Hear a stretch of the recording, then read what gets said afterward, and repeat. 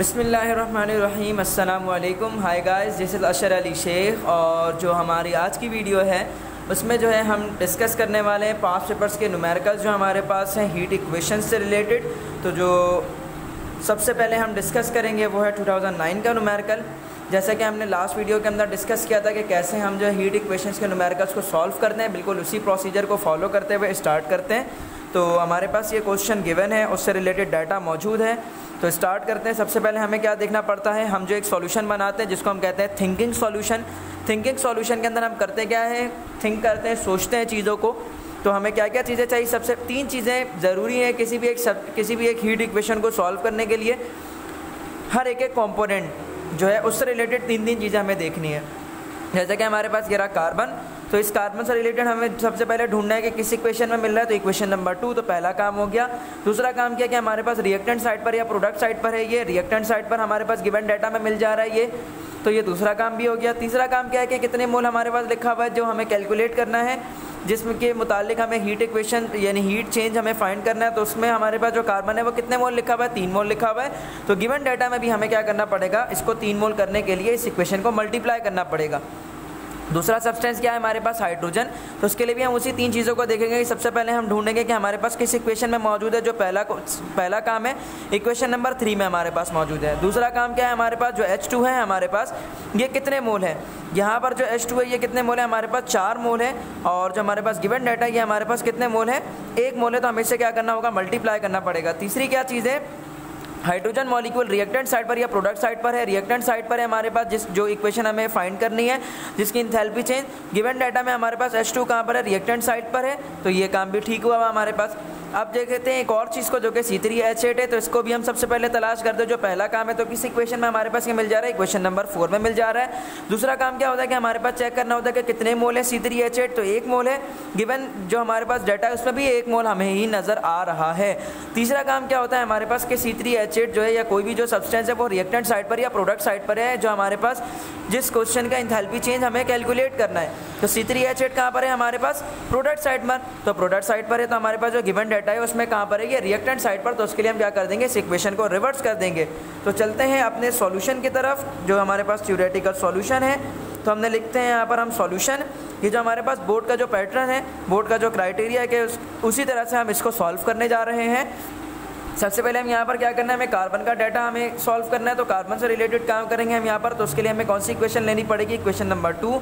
तो हम यहाँ पर वर्डिंग लिख देंगे, क्या वर्डिंग लिख देंगे, हम यहाँ पर ले रहे हैं इक्वेशन नंबर 2 को। तो हम लिखेंगे यहाँ पर टेक इक्वेशन नंबर 2। ख्याल रहे कि रोमन में आपके पास जब काउंटिंग गिवन है तो यहाँ पर भी आप रोमन में ही लिखेंगे टेक इक्वेशन नंबर 2। और उसे हमें किससे मल्टीप्लाई करना है, साथ साथ उसे हमें 3 से ही मल्टीप्लाई करना है। तो take equation number 2 and multiply, क्या करना है हमें, मल्टीप्लाई करना है किससे, एंड मल्टीप्लाई 8 बाय 3। ठीक है, तो अब हमें यहाँ पर क्या करना है, सबसे पहले हम इक्वेशन नंबर 2 को राइट डाउन कर देंगे। इक्वेशन नंबर 2 क्या है हमारे पास, carbon when reacting with oxygen and it is to be produce the carbon dioxide and the enthalpy change is minus का 394 किलो जूल पर मोल हो गया हमारे पास। और हमें इस इक्वेशन को क्या करना है, मल्टीप्लाई करना है किससे, 3 से। तो हम 3 से जब इसको मल्टीप्लाई करेंगे तो 3 हो जाएगा 3 mole carbon plus 3 mole oxygen gas and is equals to 3 mole carbon dioxide.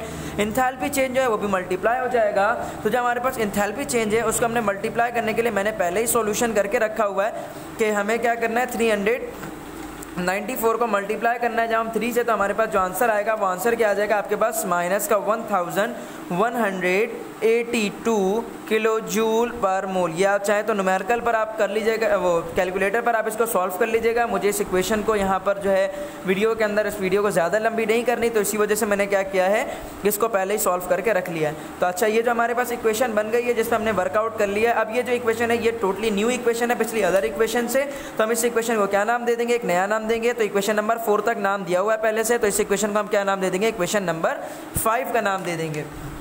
उसके बाद हम क्या करेंगे, हाइड्रोजन के लिए डाटा को सॉल्व करेंगे। तो उसके लिए हमें क्या कर लेना है, इक्वेशन नंबर 3 को लेना है। तो अब हम यहाँ पर क्या लिखेंगे, टेक इक्वेशन, कौन सी इक्वेशन अब हम ले रहे हैं यहाँ पर, इक्वेशन नंबर 3 को ले रहे हैं। तो इक्वेशन नंबर 3 हमने ले लिया। तो टेक इक्वेशन नंबर 3 और उसको हमें किससे मल्टीप्लाई करना है, अब हमें उसको मल्टीप्लाई करना है किससे, 4 से मल्टीप्लाई करना है एंड मल्टीप्लाई 8 बाय 4। ठीक है, तो इक्वेशन नंबर पहले हम 3 को लिख देते हैं यहाँ पर, H2 प्लस का half O2 is equals to H2O, और जो इसके लिए इंथैल्पी का चेंज है वो कितना है, माइनस का 286 किलो जूल पर मोल है हमारे पास। और इस पूरी इक्वेशन को हमें किससे मल्टीप्लाई करना है, 4 से मल्टीप्लाई करना है। तो 4 1 4 H2 हो गया।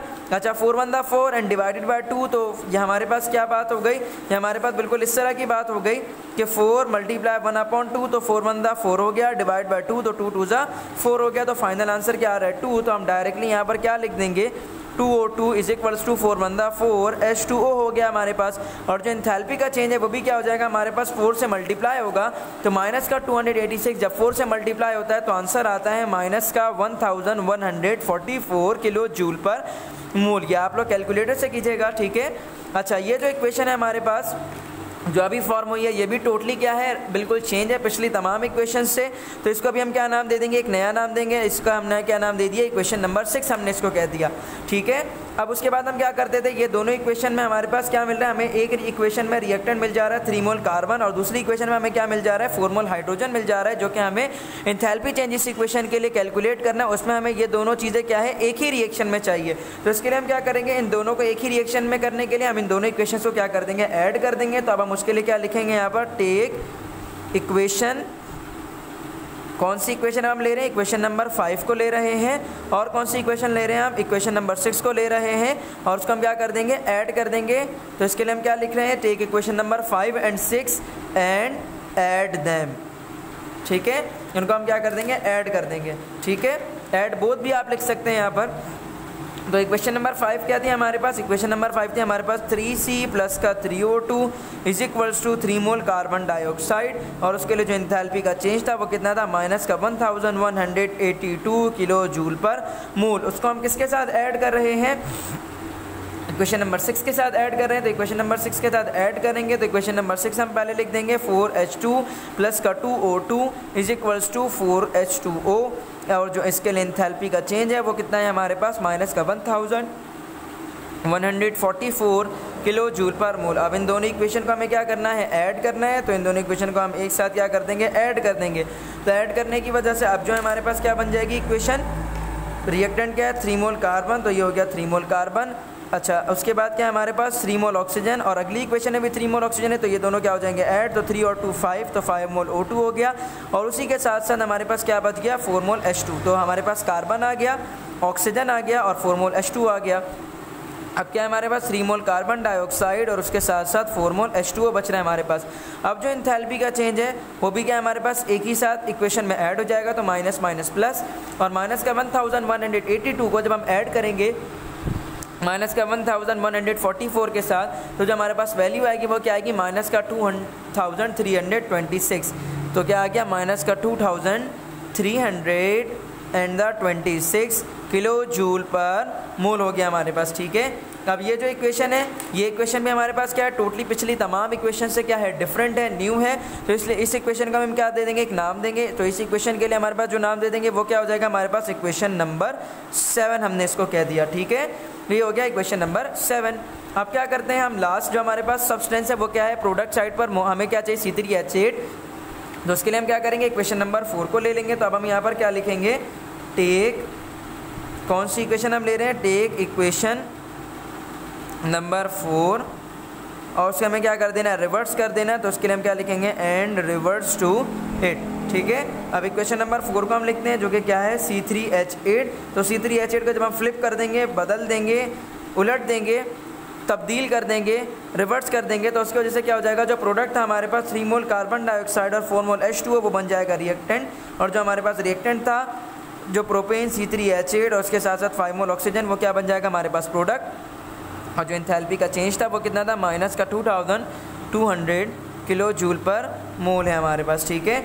और अब हम क्या करेंगे, अब हमें क्या चाहिए, एक ऐसी इक्वेशन चाहिए। तो हमारे पास सबसे पहले हम देखते हैं यहाँ पर जो तमाम काम है ये सारा हमने कर लिया है। अब हमें क्या चाहिए, एक ऐसी इक्वेशन चाहिए जिसमें 3 मोल कार्बन 4 मोल हाइड्रोजन और उसी रिएक्शन में हमारे पास C3H8 भी क्या हो, प्रोडक्ट साइड पर मौजूद हो। तो उसके लिए हम क्या करेंगे, हमारे पास इस इक्वेशन में 3 मोल कार्बन 4 मोल हाइड्रोजन मिल रहा है और इस इक्वेशन में हमारे पास C3H8 मिल रहा है प्रोडक्ट साइड पर। तो अब हम इन दोनों इक्वेशन को क्या कर देंगे, ऐड कर देंगे। तो इन दोनों इक्वेशन को ऐड करने की वजह से अब हम यहाँ पर क्या लिखेंगे, टेक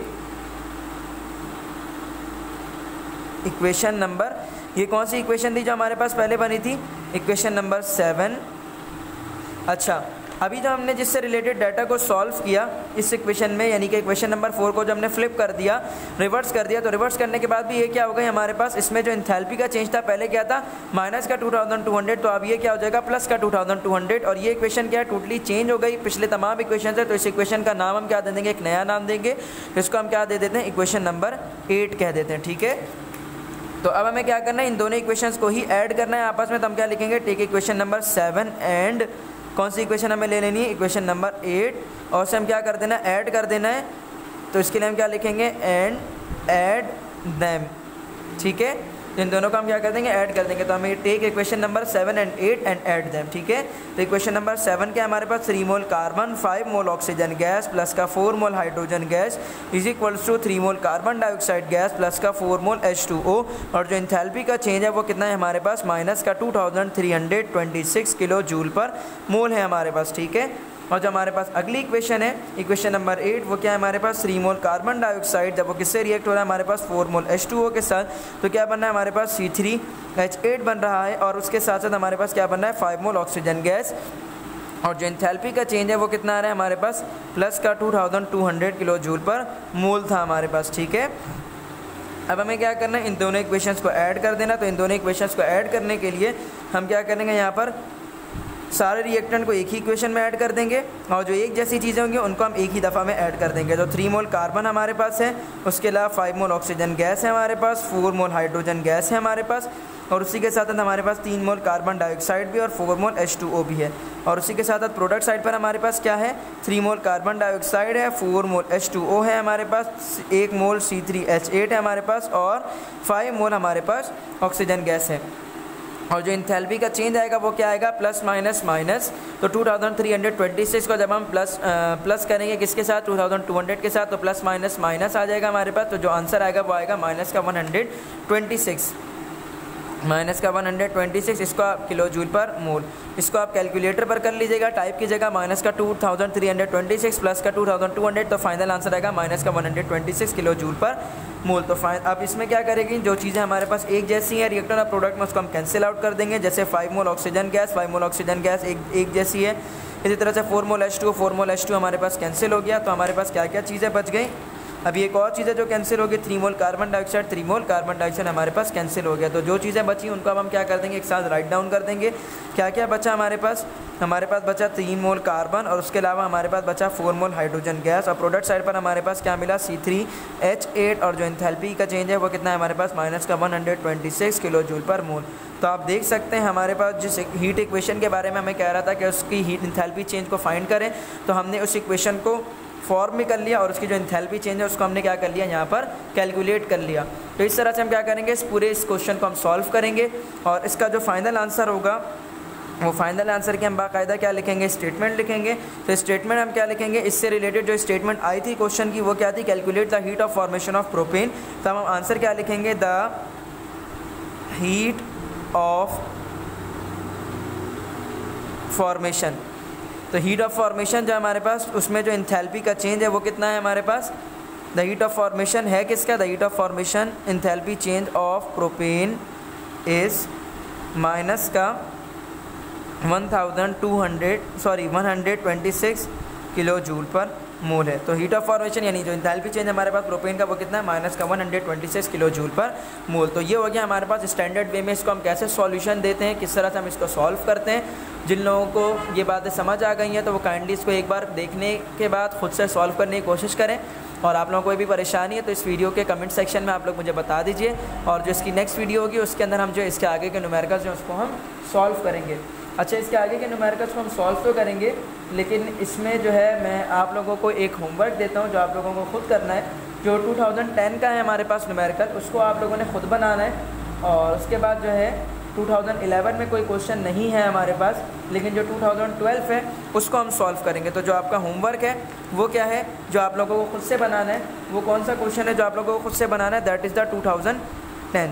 ठीक है। जो आपके पास 2010 का न्यूमेरिकल है वो आप लोगों को क्या करना है, ख़ुद से सॉल्व करना है, और ख़ुद से सॉल्व करने के बाद मुझे कमेंट सेक्शन में, इसी वीडियो के कमेंट सेक्शन में बताना है कि आइदर आप लोगों से 2010 का जो हीट इक्वेशन वाला क्वेश्चन है वो सॉल्व हो रहा है या फिर नहीं हो रहा है, या फिर कहाँ पर आपको परेशानी हो रही है वो आप मुझे बताइएगा। तो इंशाल्लाह मैं उस परेशानी को सॉल्व करने की कोशिश करूँगा, और अगर ज़्यादातर लोगों को परेशानी होगी तो फिर हम उसको भी क्या कर देंगे, बना लेंगे। ठीक है, तो मिलते हैं अपनी नेक्स्ट वीडियो के अंदर, जिसमें है हम किस ईयर को सॉल्व करने वाले हैं, 2012 को सॉल्व करेंगे। क्यों? क्योंकि बिकॉज जो हमारे पास 2011 है उसके अंदर हमारे पास हीट इक्वेशन का कोई भी न्यूमेरिकल नहीं आया था। ठीक है, तो मिलते हैं फिर नेक्स्ट वीडियो में। काइंडली अगर इस वीडियो को आपने देख लिया है और तमाम चीज़ें आपको समझ आ गई हैं तो इसको आप बनाने की कोशिश कीजिए, और अगर आपको वीडियो अच्छी लगी तो काइंडली लाइक ज़रूर कीजिए और मेरे चैनल को सब्सक्राइब कीजिए और शेयर कीजिए अपने तमाम दोस्तों के साथ। मिलते हैं नेक्स्ट वीडियो में। अल्लाह हाफ़िज़।